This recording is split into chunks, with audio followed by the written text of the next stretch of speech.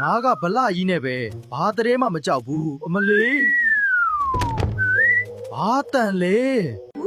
ဝါငါကတည်ရဲလေမင်းမကြောက်ဘူးလား ဟမ်မင်းကတရေလားဘာလို့ငါတက်တောင်ပိုတုံနေရတာလဲ ငါကတည်ရဲဖြစ်ပေမဲ့အမှောင်ကြောက်တယ်ဗျ6ဝမှာလဲအားနာလို့ ဒုက္ခပါပဲတရေဖြစ်ပြီးအမှောင်ကြောက်ရတယ်လို့ အမှောင်ကအရန်ကြောက်စရာ ကဲမငိုနဲ့တော့ငါမှဓမီပါတယ်မင်းကိုငါ့အိမ်ထိလိုက်ပို့ပေးမယ်အဖော်ရတာပေါ့ တကယ်လားကိုကြွက်ကြီးကြီးကျူးတင်လိုက်တာဗျာ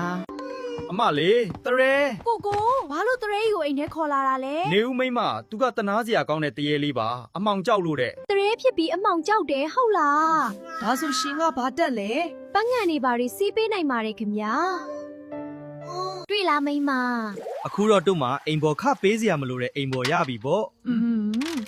ပန်းငံနေတော့တော်တော်ပြောင်သားပဲ ကိုကြွက်ကြီး မီးမပိတ်နဲ့နော်ကျွန်တော်ကြောက်လို့ အေးပါကွာ တရေချောက်တာထက်မင်းကိုပြန်ချော့နေရတာကပိုပင်ပန်းသေးတယ်